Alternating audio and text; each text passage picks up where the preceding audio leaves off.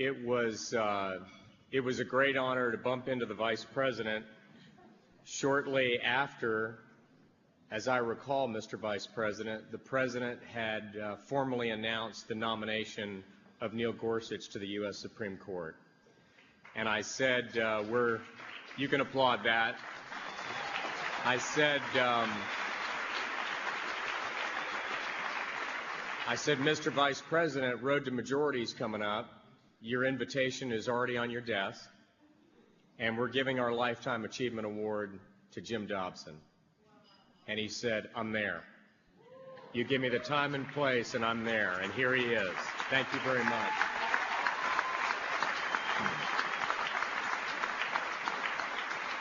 You know, there are few people in modern times who have had the kind of impact on society, on culture, and public policy as tonight's recipient of the Winston Churchill Award. I dare say that every single family in this room, every single marriage in this room has been directly impacted by this man's ministry. If you just go back to the film series that first catapulted him to national fame in 1978 and 1979, that's when I first became aware of you, Jim. 80 million people saw that film series in America's churches, calling them back to a broken-hearted yearning for home and hearth and marriage and family. He ultimately built a ministry that reached 220 million listeners a week on 7,000 radio stations in 164 countries. Think about that.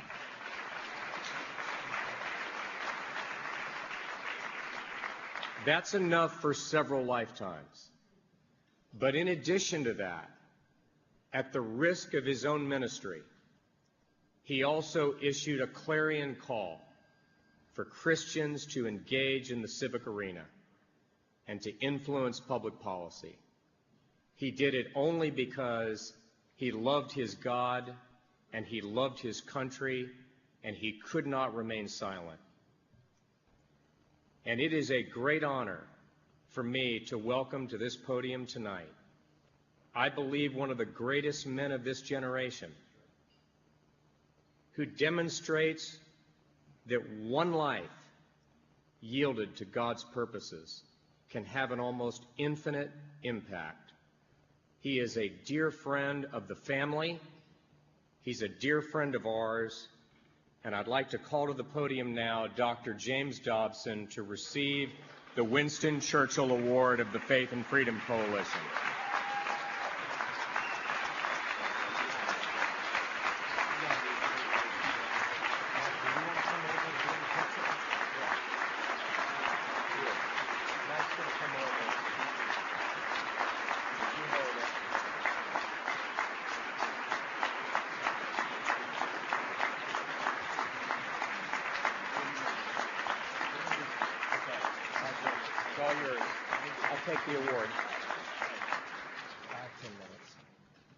Thank you, everybody, and my goodness, thank you, all you friends. I've only got just a few minutes to speak, so I'm not going to start naming everybody, but I am deeply touched by what you have heard and how you have responded tonight. I mean, that brings tears to my eyes and my heart, and thank you all. There's one person that I wish could have been here tonight. My father was always a moral beacon for me. And if he could have been here tonight, it would have meant more to me than anything I can say. Because I didn't always have such a clear perspective of where the country ought to go and what was moral and what was immoral. And when I was in graduate school at the University of Southern California, the pro-life issue was a little fuzzy. Roe v. Wade had not occurred yet, and the professors were trying to influence all of us in that direction. Not all of them, but many of them. And one of the things that they said to me, and I remember this so clearly, they said, speaking to all of us as students, when you really think about these kids being born in the inner city, many of them have cocaine mothers, many of them are on the streets and they're influenced by gangs. Many of them don't have a father. And then they said something that was flat out racist. They said, when it really comes down to it, it would really be better if a lot of those kids were not even born. And the way they said it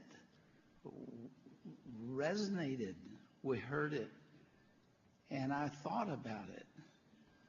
And I went home that night and I had dinner with my mom and dad. And I sat at the table and I told my dad what had been said on that day. And big tears streamed down his face and landed on his table, on his plate. And he said, no, that's wrong. That's evil. Don't you believe it? It's not right. Those babies have a right to be born. And I had to process that. But it was not until Shirley and I were unable to have our second child, and we adopted a little boy, and this 17-year-old girl carried that baby to term and then put him in our arms, that I got the picture and I began to understand the moral implications of the pro-life cause. And that was 1970. And from that point on, it was not fuzzy anymore. I knew what had to be done. And thank you all again for what you are saying here tonight. Shirley and I were just, a couple of college kids who fell in love and got married. And I was fortunate to marry this wonderful woman who has now been chairman of the National Day of Prayer for 25 years.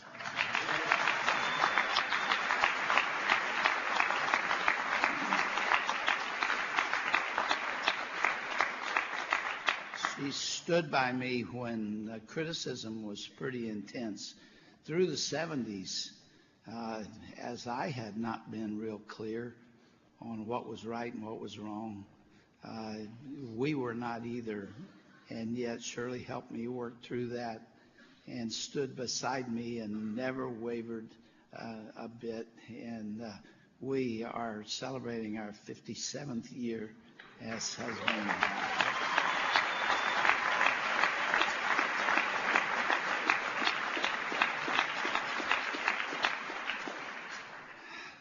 I tell you one other story that occurred while I was at Children's Hospital of Los Angeles. And late one afternoon, it had a component to it that started earlier. Shirley was at home alone, and somebody knocked on the door.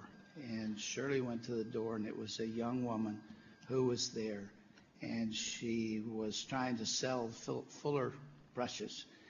And Shirley said, honey, we really don't need any more brushes. I'm sorry. And this woman began to cry. She was less than 20 years of age, and she began to cry. And she said, I know, nobody else does either.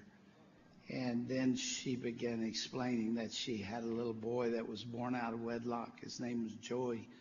And she said, I'm just trying to earn enough money for my little boy, and I'm not being very successful with it. And Shirley invited her in, and she came in, and they sat together.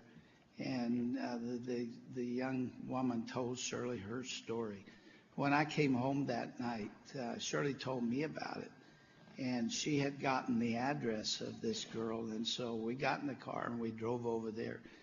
And we went up the steps to above a garage, a tiny little garage, where she and her little boy lived. And we went into the kitchen, looked in the cabinet. There was nothing in there.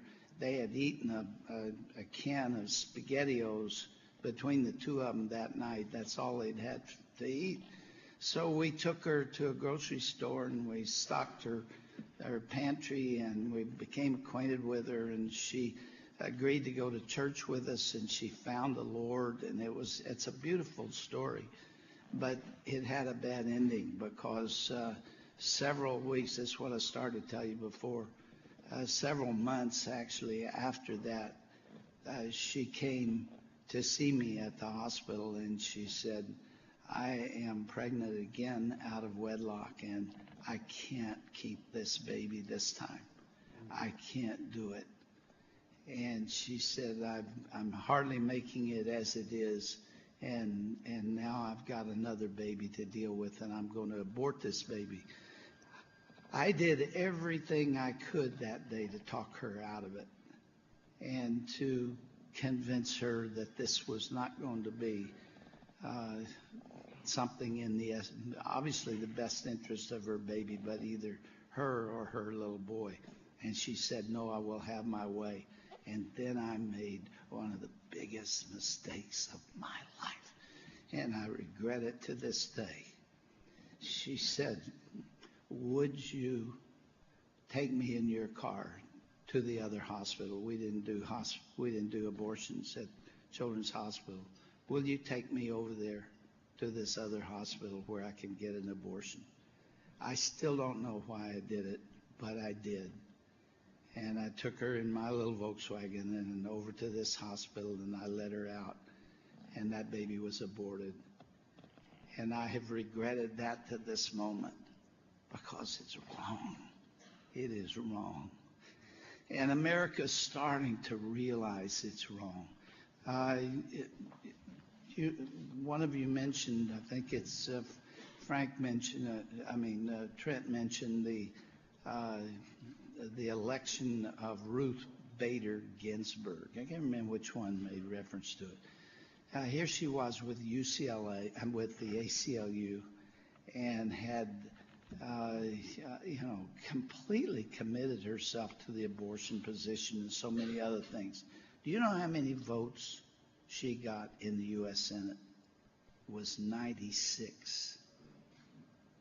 That means nearly every Republican voted for Ruth Bader Ginsburg. I fought that tooth and nail and did not succeed, obviously. And the damage that she has done, along with the other liberal Supreme Court justices, will echo for many, many decades, if not forever. So anyway, the moral issues are still important to me, and I do wish my dad were here and I could sit down and have another conversation with him, because he steered me in the right direction. We need to do that for our sons and daughters, because the moral issues are still so, even poorer understood now than before. I thank you all for being here. Thank you, Ralph, for these kind things that you have said, and the others. If I can end with a smile, I have a recollection of another night kind of like this. Sort of reminds me of another award that I received from a Christian college out in San Bernardino. And we went out to talk to them about it, and I knew what was coming. And I got home, and the phone rang, and my daughter, who was a student at USC at the time, called and said, I'm coming home this weekend. And I said, well, honey, we're not going to be here. We're going to go out to San Bernardino. And she said, what for? And I said, I'm receiving an award by a school out there. And she said, what's the name of the award? And I said, it's the Soaring Eagle Award. And Danae thought I said Soaring Ego Award. And she said, well, you sure deserve that. Sweet girl. You might be encouraged to know that she was the inspiration for the book, The Strong-Willed Child. But she's gone on to become just one of the most loving, beautiful women that you would ever meet. Anyway, I didn't deserve that award, and I don't deserve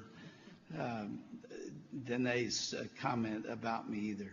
But I'm deeply grateful for it. I love you all. We're on the same team. You wouldn't be here if you didn't believe what I'm talking about. And I believe we're winning this battle, especially with regard.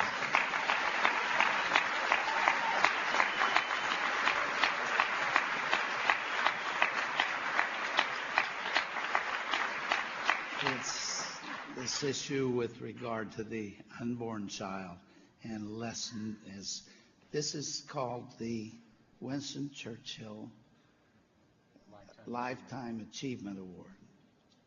I have spent a lifetime studying that man because he said, never, never, never, never, never give up.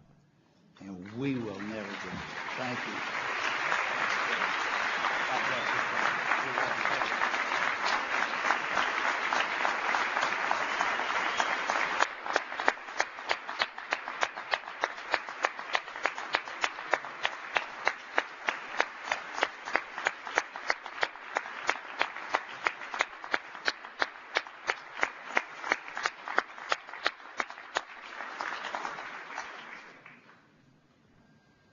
Our next speaker is the grandson of Irish immigrants, whose father served this country with distinction and received a Bronze Star as an Army combat veteran in the Korean War.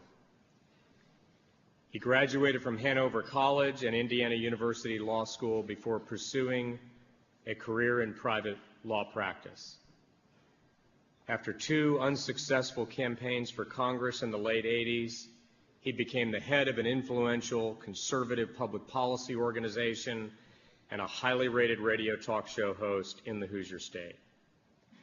He was elected to Congress on his 3rd try in 2000, and as soon as he arrived in Washington, D.C., he developed a well-earned reputation for being a principled, full-spectrum conservative who stood for limited government, stronger families, lower taxes, and the protection of the unborn, even when it meant challenging his own party. Highly respected by his colleagues, he quickly rose to leadership. He was named by several publications as one of the 10 most effective and respected members of Congress, and he was soon widely discussed as a possible presidential candidate in 2008 and 2012. It was during that period when we first had him come to Iowa and speak to the Iowa Faith and Freedom Coalition at Steve Scheffler's annual event, where he gave one of the most effective speeches to grassroots people of faith I have ever heard in my career.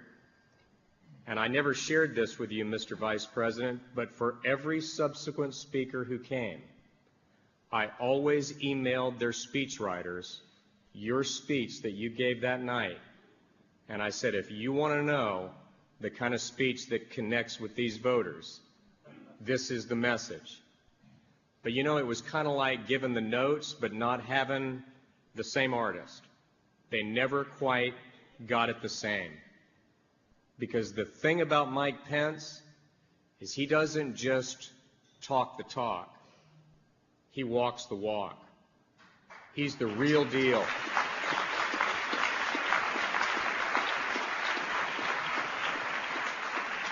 He was elected governor of Indiana, passed the largest tax cut in the history of that state, passed the reform of Medicaid and education that are still models for the nation, and enacted into law greater protections for religious freedom for people of faith. You know, this is not often noted, But on July 15th, when Donald Trump selected him, he became the first Midwesterner to be on a national ticket of either party since 1992. And he was critical in building bridges to Midwestern voters in the critical states that were ultimately carried, like Wisconsin, Ohio, Michigan, and other states that really decided the outcome of the election. I have been able to observe firsthand that he plays an indispensable role in this administration, and his advice and counsel are respected and valued by the President, by the Cabinet, and by every senior member of the President's team, because his policy views are razor sharp. He possesses a rapier intelligence. He has deep and vast institutional knowledge of both Congress and the role of the states. And most importantly, in a town of fair-weather friends and self-promoters, he is that rare gem, a humble servant who is loyal to the President and serves him with ultimate discretion. And that is a valuable thing to have. He has a winsome personality and an even-keeled temperament. But don't let his aw-shucks demeanor and Midwestern nice fool you for not having toughness and inner resolve. He has a heart of gold, and he has a spine of solid steel. And when the winds of opposition blow and the storms of adversity come, as they always do, particularly if you serve in the Trump administration,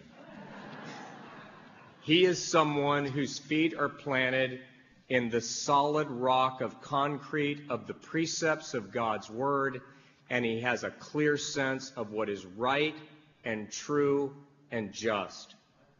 And I know that I speak for tens of millions of Americans when I say I am extremely grateful that this man is at the right hand of the leader of the free world and is helping to lead our nation. Please welcome the 48th Vice President of the United States, Vice President Mike Pence.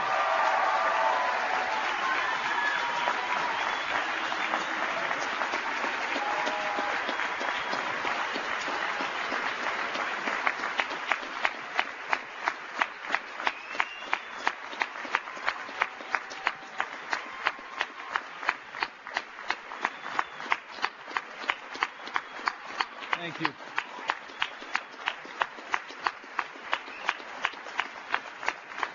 Thank you for that wonderful warm welcome. Thank you to my friend Ralph, all the distinguished guests who are here, members of Congress, our honorees. It is great to be back at the Faith and Freedom Coalition, the greatest pro-family, pro-freedom grassroots organization in the United States of America.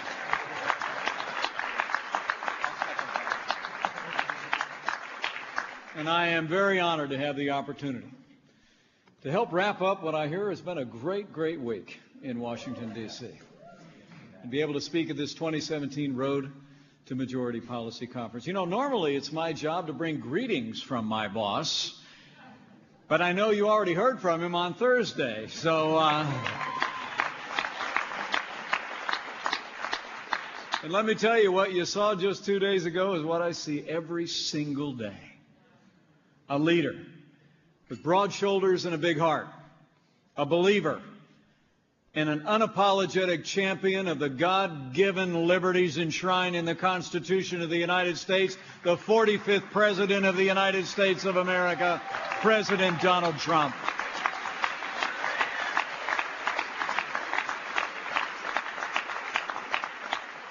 Thanks to the support of the Faith and Freedom Coalition, last November, President Trump won a historic victory.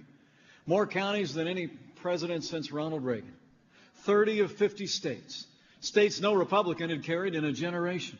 President Donald Trump turned the blue wall red, and we thank you for the support that made that possible. You know, As the good book says, if you owe debts, pay debts. If honor, then honor. If respect, then respect. And I'm really here just to pay a debt. To pay a debt of gratitude to all of you who helped elect a president who's fighting every day to restore freedom in the country and to make this country great and strong once again. You know, the president said it on Thursday, but it's worth repeating. The Faith and Freedom Coalition knocked on 1.2 million doors, made 10 million phone calls, sent out 22 million pieces of mail, distributed 30 million voter guides, and most importantly, you elected one president who will never stop fighting for the values and ideals that make this nation great.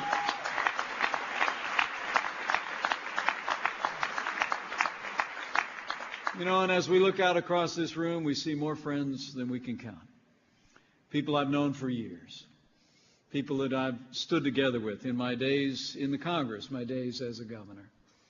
We fought the good fight in this movement together. And so before I go on, let me just take a moment to say how humbling it is for me to stand before my friends of so many years as the 48th Vice President of the United States of America.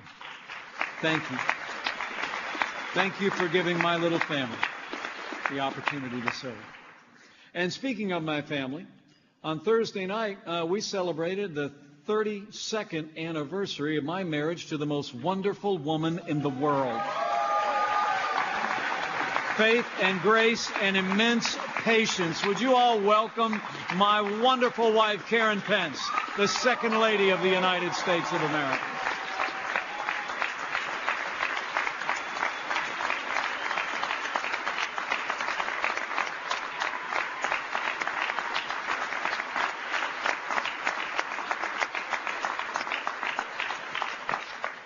Now, it really is remarkable to think about everything the Faith and Freedom Coalition has achieved since your founding in 2009. In just 8 years, you've built chapters in all 50 states, brought together more than 1.7 million members and grassroots activists. And there's a lot of reasons for your success, because while this group may be young, the values you stand for are timeless.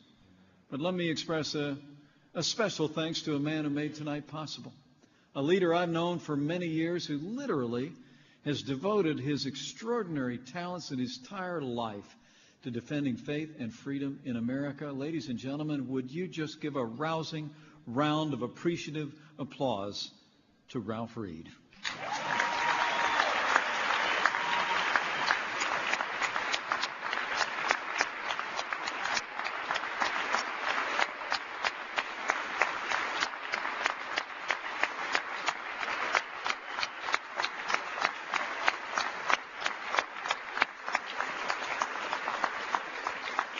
You know, this room is filled with patrons and patriots, all people, each one of you, that have made an extraordinary difference in the life of this country, and I know you'll continue to. But it's a particular joy for me tonight to be a part of a celebration of someone who deserves that description more than maybe anyone else I've ever met in this movement, the recipient of the Winston Churchill Lifetime Achievement Award, my mentor and my friend, Dr. James Dobson.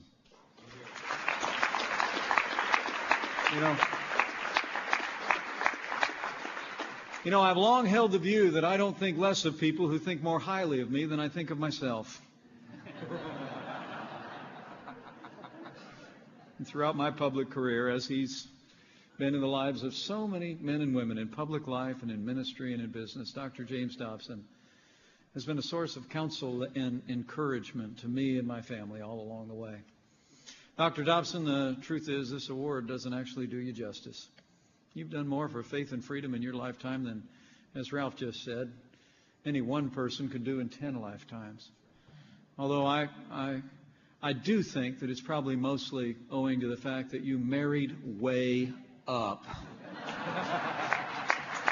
Would you all give Shirley Dobson another big round of applause? She is an amazing woman and an amazing leader.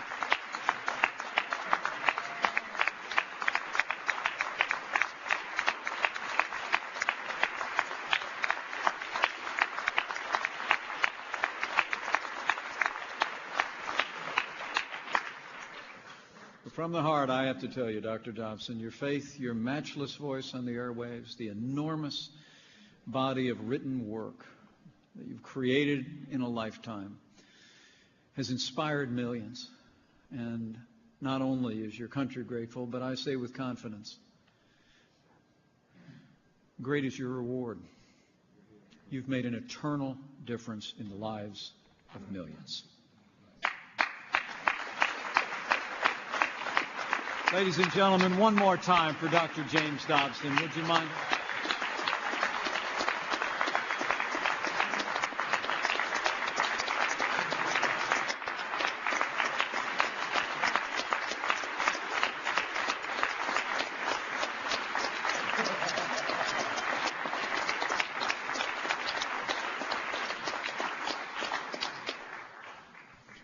You know, this truly is a gathering of consequence, of conviction and courage. Let me echo what the President said to you just 2 days ago. He acknowledged that all of you fought hard. You fought hard for him.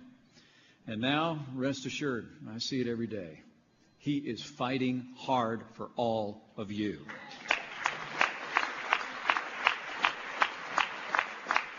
Even before he took his oath of office, President Trump has been keeping his promise to the men and women gathered here and all those you represent across this country.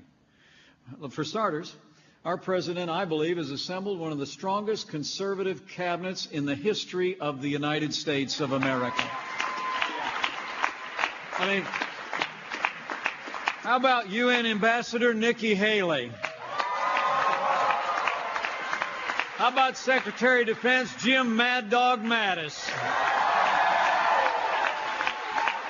And how about the Secretary of Housing and Urban Development, Dr. Ben Carson? That's the A-team.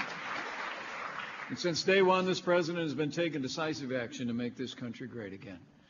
President Trump told you on Thursday, and I can tell you it's true, that he will, quote, in his words, battle for every American who's lost a job, every family who's lost a loved one, every American of faith who's lost their rights and lost their freedom. That's exactly what he's done. Our president's been busy since first day of this administration, rolling back big government, slashing through red tape. In fact, this president has signed more bills into law, rolling back federal regulations and red tape than any president in American history.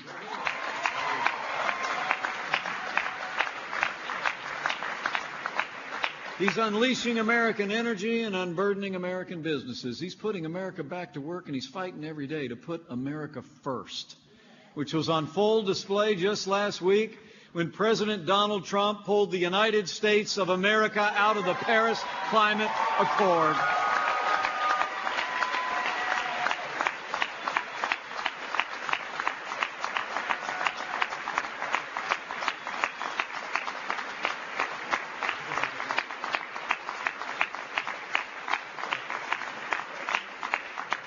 Amazing to think that international deal the last administration entered into would have cost 6.5 million jobs in this country in the next 25 years, imposed incredible burdens on the American people, while at the same time allowing countries like China and India to get off virtually scot-free. In his decision, the president put American workers first. He put America's future first. And I promise you that President Donald Trump will always put America first.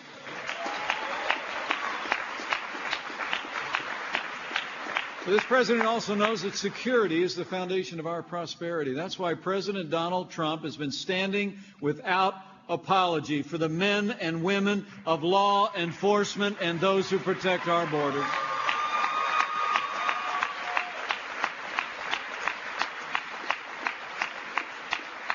He's rebuilding our military and restoring America's place in the world. He's been standing with our allies and standing up to our enemies. And if the world knows nothing else, the world will know this. Under President Donald Trump, America stands with Israel.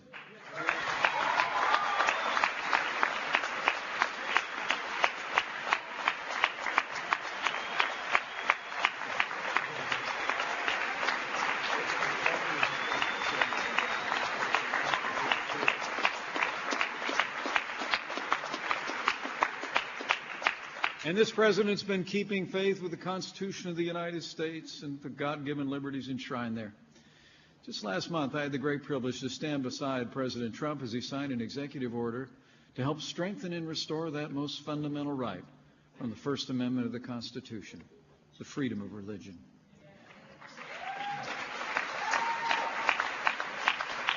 Speaking from the Rose Garden, President Trump declared in his words that the federal government will never, ever penalize any person for their protected religious beliefs.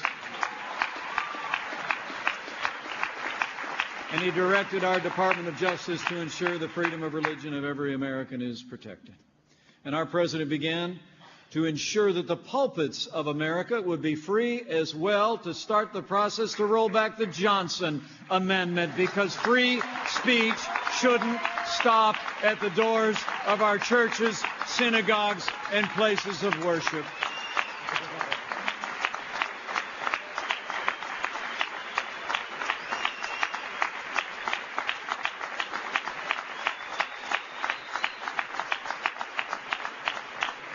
Just rest assured, President Trump's going to continue to fight to ensure that every American has the freedom to follow the dictates of their conscience and to add their voices and their values to the beautiful tapestry of American life. And this president has also stood strongly on the world stage with those who are persecuted for faith around the globe. Under President Donald Trump, America has made it clear this nation condemns persecution of any faith in any place at any time, and we will confront it with all of our abilities in the world.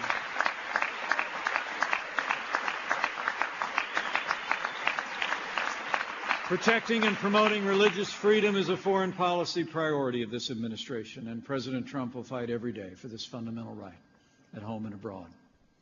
You know, it's the greatest privilege of my life to serve as vice president as well, to a president who's so committed to protecting our most cherished freedoms. But honestly, I couldn't be more proud to stand shoulder to shoulder with a president who stands without apology for the sanctity of human life.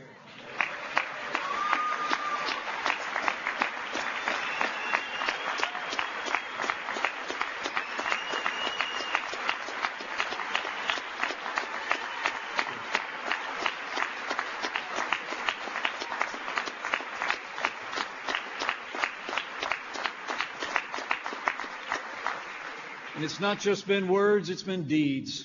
In one of the very first acts in office, President Trump reinstated the Mexico City policy banning public funding of abortion providers abroad. And last month, our president expanded that policy to cover nearly $9 billion in American foreign aid.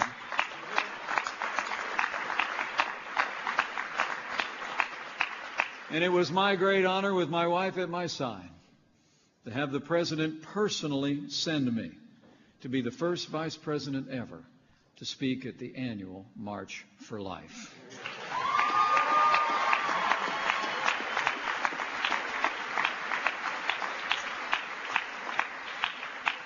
He signed also into law legislation that will empower states to withhold federal funding from abortion providers, and I'm humbled to say, at the president's direction, I had the opportunity to cast the tie-breaking vote in the United States Senate.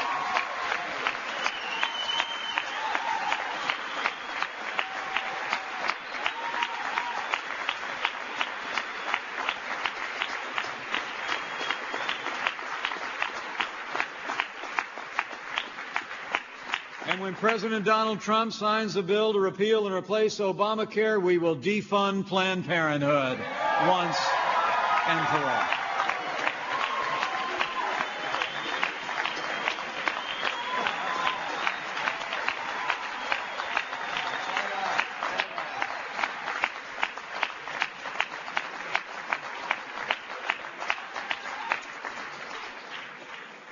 And when it comes to those God-given liberties, there's one more thing this president has done. As a candidate for president, this president made a commitment to appoint strong conservatives to our federal courts and to the highest court in the land. He made a pledge, particularly when it came to the Supreme Court, that he would nominate a jurist in the mold of the late and great Justice Antonin Scalia, and he did just that when he nominated and we confirmed Justice Neil Gorsuch to the Supreme Court of the United States of America.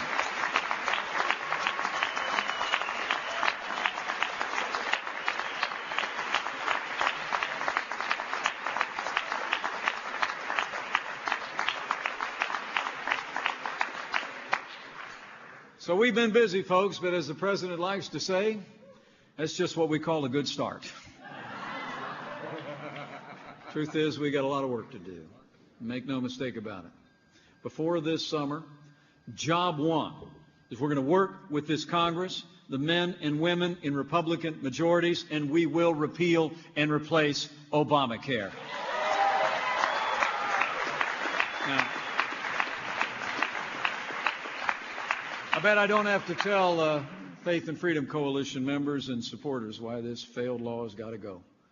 Just last month, our administration released a new study proving that Obamacare has made health insurance unaffordable for millions of Americans. In just 4 years, get this, Obamacare has more than doubled the average health insurance premiums on the individual markets. In some states, they're up nearly 200%. President Obama promised that Americans would save up to $2,500 on their premiums, but the average premium cost today is nearly $3,000 a year more for Americans than it was in 2013, and it's only going to get worse. Premiums are spiking by double digits next year, and the choices are plummeting. Obamacare is in a death spiral, and more insurance companies are bailing on this failed law every single day. States across America lost 83 insurers in 2017 alone. In fact, at this very moment, a third of American counties and 5 whole states only have one choice of insurance company under Obamacare, meaning they essentially have no choice. And come next year, tens of thousands of Americans or more won't have any insurance coverage at all.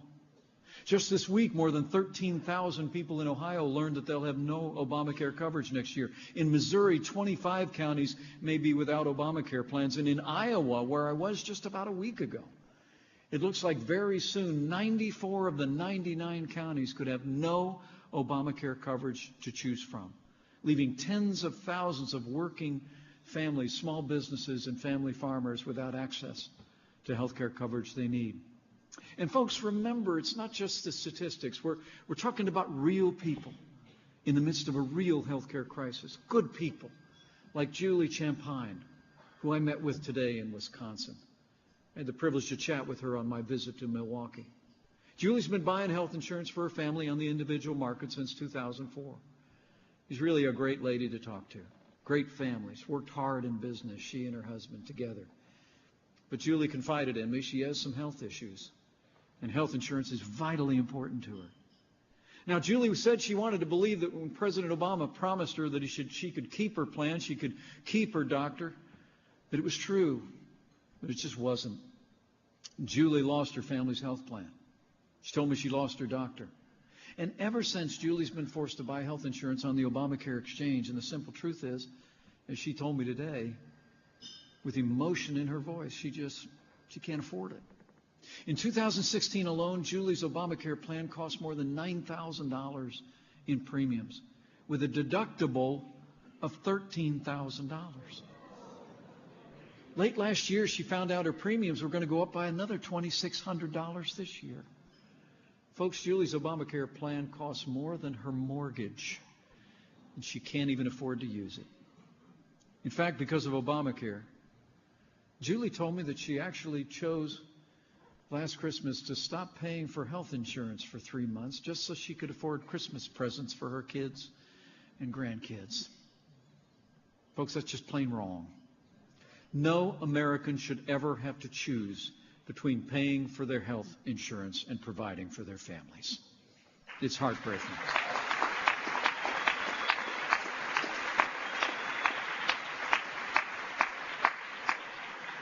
She basically said, under Obamacare, we have no hope. But I looked her in the eye, put my hand on her shoulder, and I said, Julie, help is on the way.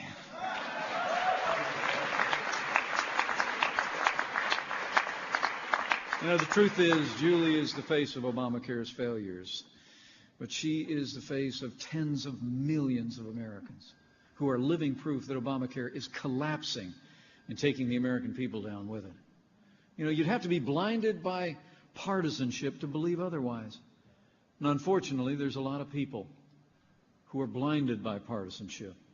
And you can find all of them in the Democrat minority in the House and Senate here in Washington, D.C.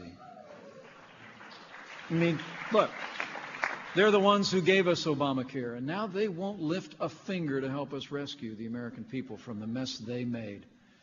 That's why we need this road to majority, to keep the pressure on the Congress and help President Trump and Congress finish what we started. And I promise you, President Trump will not rest, will not relent until we rescue the American people from the disaster of Obamacare and give our country the world-class health care the American people deserve.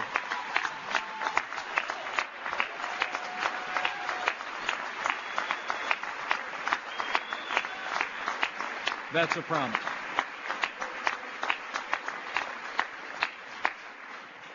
And after we repeal and replace Obamacare, we're going to keep right on going. We're going to roll our sleeves up working with this Congress. Before the end of this year, we're going to pass the biggest tax cut since the days of Ronald Reagan. We're going to cut taxes across the board for working families, small businesses, and family farms. This president's going to make the American tax code simpler, flatter, and fairer for everyone. You know, there's an old joke about the tax code. They say it's 10 times the size of the Bible with none of the good news. Well, here's some real good news. We're going to put more money in taxpayers' pockets and give American families and American business the relief they need to grow.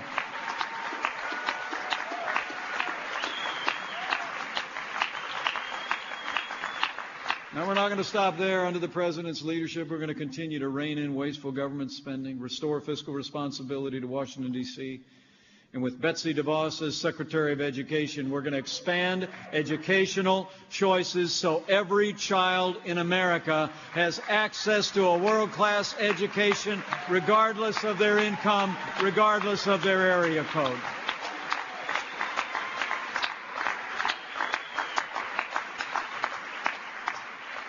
And most important of all, this president will continue to stand up for and stand with the brave men and women who protect our freedom and our way of life every day. You know, Karen and I are the proud parents of a lieutenant in the United States Marine Corps.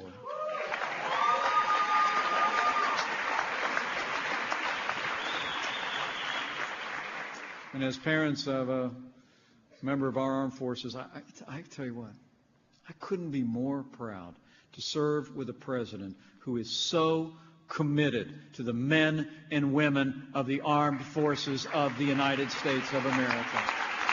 President Donald Trump is the best friend the armed forces of the United States will ever have.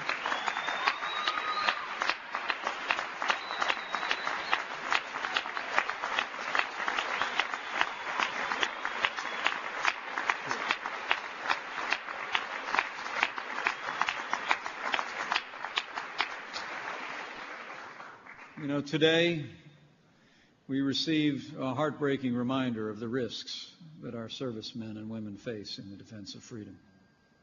As I traveled to Wisconsin this afternoon, I was informed that 3 American soldiers were killed and 1 wounded in a terrible attack in Afghanistan. The Bible tells us that no greater love has a man than this, that he should lay down his life for his friends. Now, let me say from the heart, when heroes fall, Americans grieve. And tonight, our thoughts and prayers are with the families of these American heroes. We honor their service, their sacrifice, and we always will.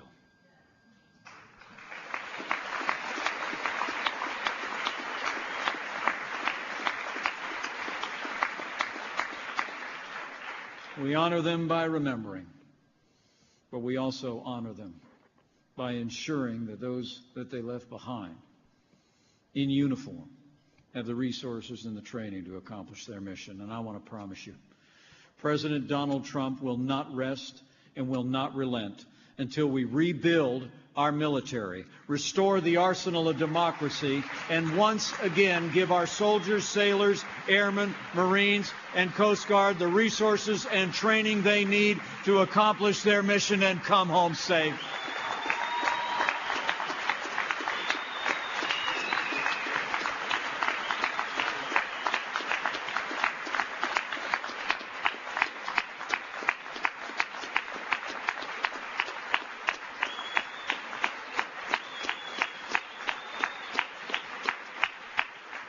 The supplemental budget that Congress just put on the President's desk had the largest increase in military spending in the last 10 years. And the budget that the President submitted to the Congress for next year has the largest increase in defense spending since the administration of President Ronald Reagan. We're going to rebuild our military.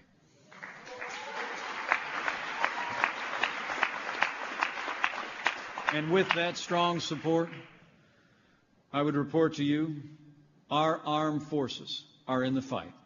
They're taking the fight to terrorists on our terms, on their soil, and ISIS is on the run. And under this commander-in-chief, we will hunt down and destroy ISIS at its source, so it can no longer threaten our people, our allies, or our very way of life.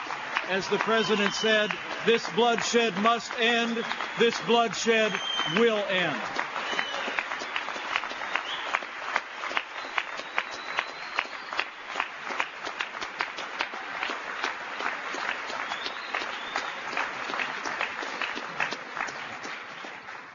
Men and women of the Faith and Freedom Coalition, President Donald Trump is a man of his word.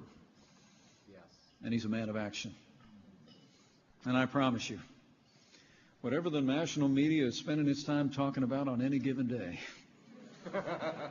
President Donald Trump will never stop fighting to make America safe again, to make America prosperous again. He will stay in the fight, and I know you will too.